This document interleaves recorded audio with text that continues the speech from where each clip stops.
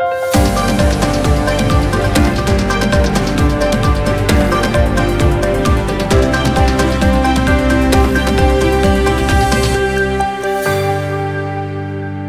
मी अनुष्का. शंखनाद न्यूज चॅनलच्या मराठी बातमीपत्रात आपल्या सर्वांचं परत एकदा स्वागत करते. बघूया आजच्या काही मराठी ठळक बातम्या.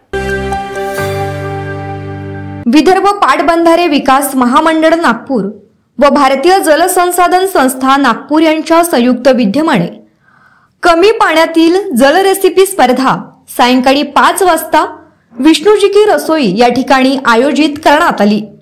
डॉक्टर प्रवीण महाजन यांच्या संकल्पनेतून साकार झालेल्या या स्पर्धेत महिलांनीच नाही तर पुरुषांनी सुद्धा मोठ्या उत्साहाने सहभाग नोंदविला.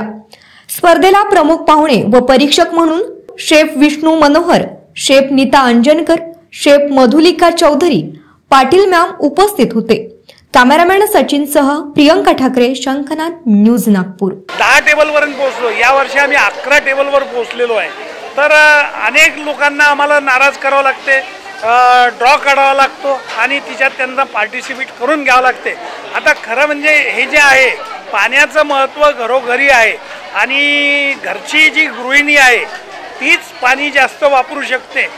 तो अनुभव या माध्यमातून जनतेपर्यंत पोहोचावा हाच उद्देश घेऊन आम्ही इथे आलेलो आहे. 32 वर्ष झाले पाण्यावरचे अनेक प्रयोग करून प्रबोधन करून असं जाणवलं की घरी जेव्हा आपण डाळ तांदूळ धुतो, त्याच्यानंतर भाजी धुतो, त्याच्यानंतर आपण आपला नळ चालू ठेवून स्वयंपाक करतो, ते सगळं चित्र गेल्या 32 वर्ष डोळ्यांनी पाहिल्यानंतर कुठेतरी जागृती निर्माण व्हावी आणि या जागृतीतून हा एक संदेश जावा हा एक छोटासा प्रयत्न आहे.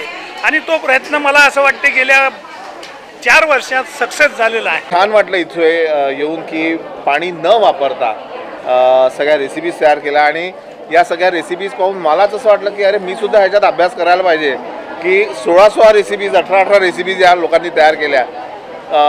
खरं तर अशा प्रकारच्या ज्या स्पर्धा आहेत त्याचं वारंवार आयोजन व्हायला हवं आणि महाजन साहेबांनी त्याचं इनिशिएटिव्ह घेतलेलं आहे. त्याच्यामुळे त्यांचं मी अभिनंदन करतो की आउट ऑफ द बॉक्स जाऊन आपल्याला काय करता येईल, पाणी किती वाचवता येईल, एक छान संदेश त्यांनी दिलाय. सगळ्यांना मनापासून शुभेच्छा. चांगली संकल्पना आहे आणि काय आहे की संकल्पना अशी आहे की कमीत कमी पाण्यामध्ये तुम्हाला चांगल्यात चांगलं जेवण बनवायचं आहे. तर पाणी टंचाईमध्ये तुम्हाला चांगल्यात चांगला स्वयंपाक कसा करता येईल त्याच्या आयडियाज तुम्हाला आज इथे नक्की मिळतील. आणि मला खूप छान वाटतंय कारण ही संकल्पना मुळातच खूप छान आहे. जसं जसं हळूहळू दिवस जातात आहे तसं तसं पाण्याची टंचाई ही होणारच आहे पुढे मागे. आणि याच्यातनं बायकांना ही सुद्धा कला दाखवता येते की कमीत कमी पाण्यामध्ये आम्ही छान छान रेसिपी तयार करू शकतो. बायका मुळात असतातच कलाकार, त्याच्यामुळे ही सुद्धा एक संकल्पना खूप छान आहे. आणि डॉक्टर प्रवीण महाजनांनी ही संकल्पना मांडलेली आहे. त्यांचं मनापासून कौतुक. आणि इथला माहोल बघितला तर असं वाटतं वा वा मी खूप छान ठिकाणी आली आहे. मला पण चेंज झाला आहे थोडंसं छानपैकी.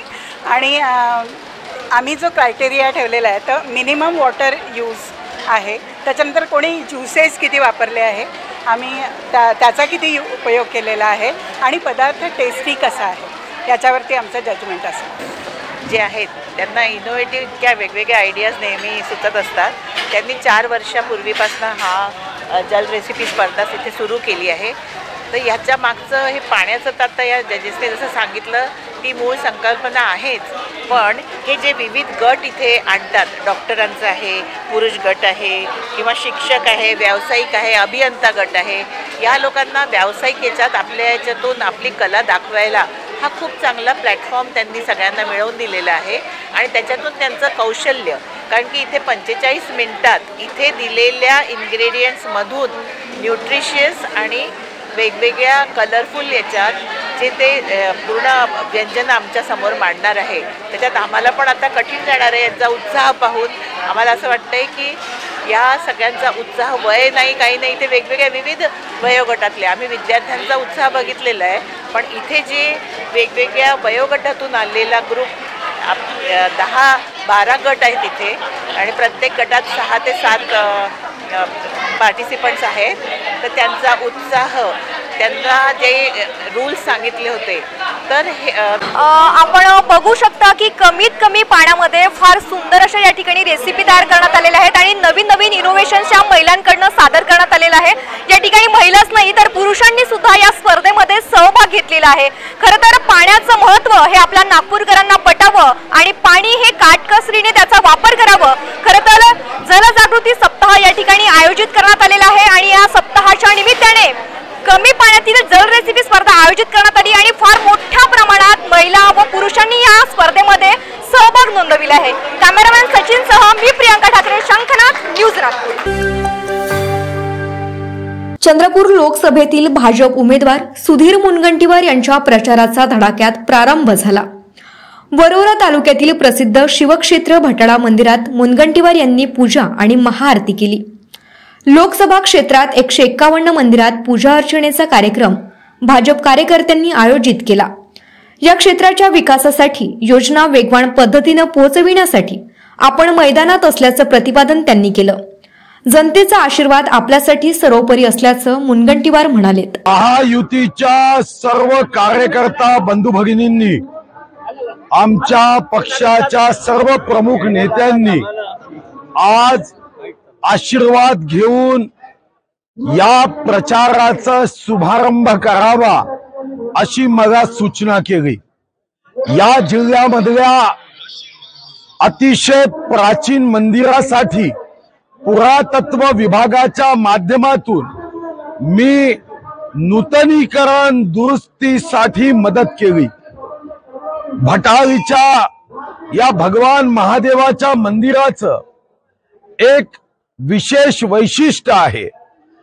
या मंदिरातली सर्वात मोठी महादेवाची पिंड ही या भटाळा मंदिरामध्ये आहे। 1.5 महिन्यापूर्वी श्री हरदीप सिंग पुरीजी चंद्रपूरमध्ये जेव्हा एका कार्यक्रमाला आले होते तेव्हा मी याच मंदिरात दर्शनाला आलो आणि मला कधी वाटलंच नाही की आता हरदीप सिंग पुरी सोबत मलाही जावं लागेल आणि आज या मंदिरामध्ये दर्शन घेऊन ईश्वराला मी एवढीच प्रार्थना केली की ईश्वरा तुझ्या मनात जे आहे ते तू घडवून आण, एवढी प्रार्थना केली। आणि आता जनतेला संबोधन करत 151 मंदिरामध्ये जी कार्यकर्त्यांनी माझ्या विजयासाठी मनोकामना पूजा ईश्वरचरणी केली आहे त्याचा प्रचाराचा शुभारंभ मी आज करतोय। शेवटी ईश्वराचा अंश असणारी जनता जनार्दन त्यांच्या मनात जे असेल ते निश्चित करेल। शंखनाथ न्यूज साठी ब्युरो रिपोर्ट।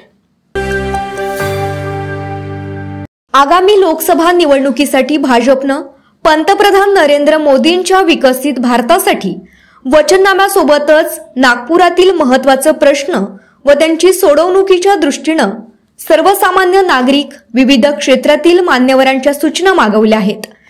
येत्या 7 दिवसात विविध माध्यमातून भाजप शहर कार्यालय महाल, धंतोली विभागीय कार्यालयात आलेल्या सूचनांचा केंद्रीय मंत्री नितीन गडकरी यांच्या वचननाम्यात समावेश केला जाईल, अशी माहिती आमदार प्रवीण दटके यांनी मंगळवारी पत्र परिषदेत दिली। आजी माजी अध्यक्ष त्यात असतील, 2-3 सामाजिक विषयातले असतील लोक, ते सगळे मिळून एक टीम आमची आहे। त्यात आता दीपेंद्र अग्रवाल पण आहेत, असे अनेक लोक आम्ही जोडतोय। ती टीम एकत्र बसून शैक्षणिक क्षेत्र असेल तर त्यात शैक्षणिक क्षेत्रातले लोक असतील, सगळ्या क्षेत्रातले लोक त्या विषयाचं ते सगळ्या सूचना आल्यावर त्या सगळे रेक्टिफाईड करतील आणि ज्या सगळ्या योग्य सूचना असतील त्याच्या वचननामा ही एक्सरसाइज दरवेळेला करतो। मान्य गिरीशजी दरवर्षीचा असतोय, दरवर्षीचे सगळेजण आहेत जे तुमच्या माध्यमातून ज्या सूचना येतात त्याचा अंतर्भाव करून आम्ही दर टर्मला, मग ती लोकसभा असो का विधानसभा असो का महानगरपालिका असो, जनतेच्या सूचनांचा अंतर्भाव त्यात असतो। माननीय मोदी साहेबांनी पण सूचना मागवल्या आहेत, तर तुमच्या सगळ्यांपर्यंत माहिती आहे त्याची। माननीय नितीनजींच्या माध्यमातून या सूचना आम्ही मागवतो आहेत आणि तुमच्या सूचनांच्या सोबतच हा वचननामा येणार आणि विकसित भारताची जी काही संकल्पना आहे ती देशातनं, महाराष्ट्रातनं, नागपुरातनं कशी असावी याचाच अंतर्भाव असो। त्यामुळे तुमचा रोल, विशेषतः मीडियाचा रोल त्यात आहे की तुम्ही ज्या पद्धतीने हे समोर कराल त्या पद्धतीने सूचना जास्तीत जास्त आमच्यापर्यंत येतील। त्यामुळे तुम्हाला माझी कळकळीची हात जोडून विनंती आहे की आपणही आम्हाला यात मदत करा। तुम्ही पण सगळेजण सगळ्या शहरभर फिरता, तुम्ही सगळ्यांशी बोलता, तुम्ही सामान्य नागरिकांशी बोलता। गेले 5 वर्ष जे मोर्चे नागपूर शहरात निघायचे 10 वर्षापासून नितीनजींच्या नेतृत्वात जी मेहनत माननीय देवेंद्रजी असतील, आमचे लोकप्रिय आमदार असतील, नगरसेवक असतील, या सगळ्यांच्या माध्यमातून आम्ही योजना ही शेवटपर्यंत आणली आहे. 70-80% चालली आहे आणि भविष्यात ती 100% पूर्ण होऊन देशातलं पहिलं शहर नागपूर राहणारच आमचा विश्वास आहे. सामान्य जनतेच्या सूचनाचा भाजपच्या वचननाम्यात अंतर्भाव करण्यासाठी भाजपनं सूचना मागवल्या आहेत. त्यासाठी सर्व आमदारांच्या कार्यालयात पेट्या ठेवण्यात आल्या आहेत. ज्या सूचना केंद्रीय पातळीवर दिल्लीसाठी असतील त्या दिल्लीला पाठवल्या जातील, महाराष्ट्रासाठी असतील त्या महाराष्ट्राला पाठवण्यात येतील. ज्या योग्य सूचना असतील त्याचाच अंतर्भाव केला जाईल असं आमदार दटके यांनी स्पष्ट केलं. कॅमेरामॅन प्रवीणसह सनी भोंगाडे, शंखनाथ न्यूज नागपूर. नागपूर आणि रामटेक लोकसभा मतदारसंघात इंडिया अगेन्स्ट ईव्हीएम अर्थात ईव्हीएम विरोधात राष्ट्रीय जन आंदोलनाच्या वतीनं 400 पेक्षा अधिक उमेदवार नामांकन अर्ज दाखल करणार असल्याची माहिती इंडिया अगेन्स्ट ईव्हीएमच्या राष्ट्रीय समन्वयक ॲडव्होकेट स्मिता कांबळे यांनी दिली. स्वतः दिल्लीला प्रेस कॉन्फरन्सला बोलावण्यात आलं इंडिया अगेन्स्ट ईव्हीएमची भूमिका मांडण्यासाठी आणि ईव्हीएम मुक्त भारतचं तिथे गठन करण्यात आलं. त्यामध्ये महत्त्वपूर्ण भूमिका आणि जबाबदारी आपल्याकडे दिलेली आहे. सांगण्याचं तात्पर्य हे आहे बांधवांनो की याची गंभीरता आपण सगळे समजून घ्या की आता जे सुप्रीम कोर्ट आहे ज्यांच्याकडून आम्हाला अपेक्षा होती, कारण देशाचं संविधान वाचवण्याची सर्वात मोठी जबाबदारी सुप्रीम कोर्टची असते आणि जर रुलिंग पार्टी जी आहे ती 400च्या पार नारा देत आहे म्हणजे कशासाठी देत आहे? असंविधानिक नारा आहे असं ते लोक देऊ शकत नाही आणि जर देत असेल तर त्यांचं बहुमत येईल. बहुमत आले की ते संविधान बदलवणार. आम्ही संविधान बदलवण्यासाठी सत्तेत येणार आहोत. तुम्ही त्यांचे स्टेटमेंट बघा सोशल मीडियावरती. त्यांचे जे नेता आहेत ते जे स्टेटमेंट करतात आणि संविधान वाचवण्याची सर्वात मोठी जबाबदारी सुप्रीम कोर्टची आहे. मग संविधानच नसेल तर मग सुप्रीम कोर्ट राहणार का? सुप्रीम कोर्टमधले जजेस राहणार का? मग अशा पद्धतीने जनमानसाच्या जनहिताचा कौल न समजता सुप्रीम कोर्ट जर ईव्हीएमच्या याचिका खारिज करत असेल, रिजेक्ट करत असेल तो ये बहुत ही दुःख की बात है. आणि याचा असा अर्थ आहे की जे जजेस तिथे बसलेले आहेत त्यांचा इतिहासाची पडताळणी होणं आवश्यक आहे. ज्या लेडीज जस्टिस त्या ठिकाणी बसलेल्या होत्या त्या मोदीच्या एकेकाळी कानून सल्लागार राहिलेल्या आहेत. म्हणजे जे आपण इंडिपेंडेंट ज्युडिशरी म्हणतो ते फक्त नावासाठी राहिलेले आहे. म्हणून आता जेव्हा संवैधानिक संस्था प्रत्यक्ष जनतेच्या हिताचा निर्णय न घेता लोकशाही जळताना बघत आहे, मग अशा वेळी सर्वोच्च ही जनता असते आणि जनतेचं आंदोलन करणारे आम्ही लोक आणि मी सुद्धा जबाबदार नागरिक आहे या भारत देशाची. म्हणून मलाही बॅलेट पेपरनीच निवडणूक या देशामध्ये हवी आहे. पण 2024ला निवडणूक आयोगाने तो निर्णय घेतला नाही. म्हणून आम्ही आजची जी प्रेस कॉन्फरन्स इथे घेतलेली आहे ते ह्यासाठी आहे की येणाऱ्या म्हणजे निवडणूक आयोगाने असं म्हटलेलं आहे की 384 जर फॉर्म आले 400पर्यंत तर निवडणुका बॅलेटनी होणार. M3 ही कंट्रोलिंग जी ईव्हीएम मशीन वापरणार आहे. एका ईव्हीएम मशीनमध्ये 16 वोटिंग होतात. अशा 24 जर लावल्या तर 384 उमेदवार होतील आणि 384 जर उमेदवार ॲट अ टाईम राहिले तर बॅलेटनी आम्ही निवडणुका घेऊ. इतकं डिफिकल्ट त्यांनी करून ठेवलं जेणेकरून यांनी बॅलेटनी निवडणुका घेऊच नाही म्हणून हे डिफिकल्ट टास्क देण्यात आलेला आहे.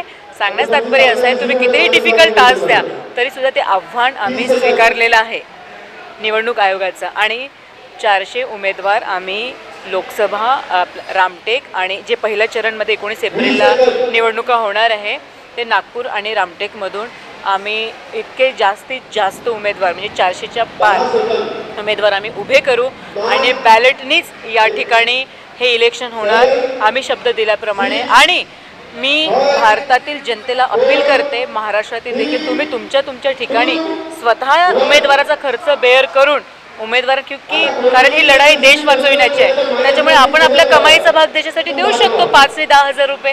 त्याच्यामुळे सगळ्यांनी आपले डॉक्युमेंट्स रेडी ठेवा जेणेकरून डॉक्युमेंट्स आपले रिजेक्ट होणार नाही.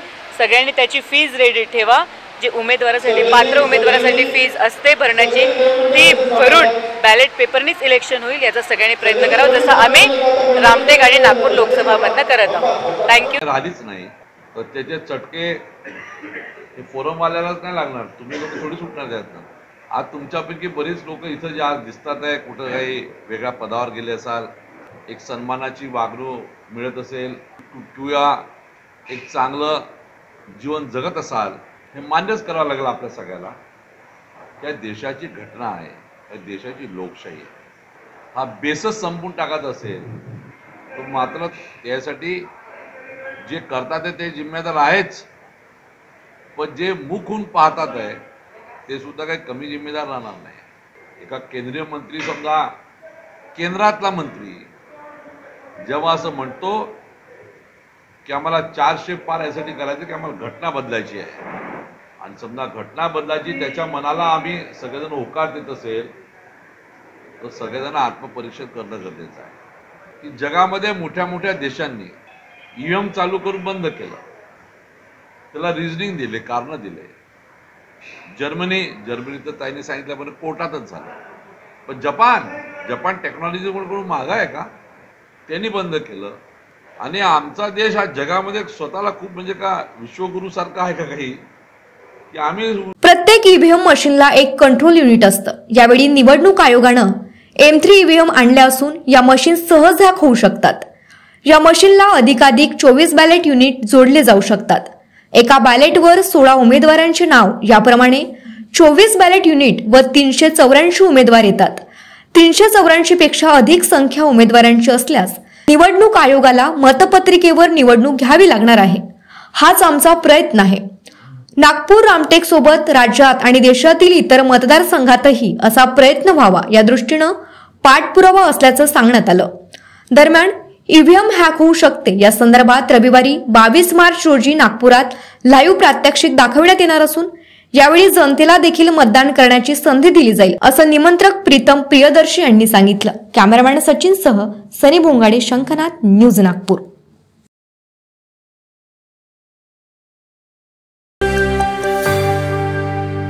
तर या होत्या आजच्या प्रमुख बातम्या. परत भेटूया नवीन बातमीपत्रासह. तोवर नमस्कार.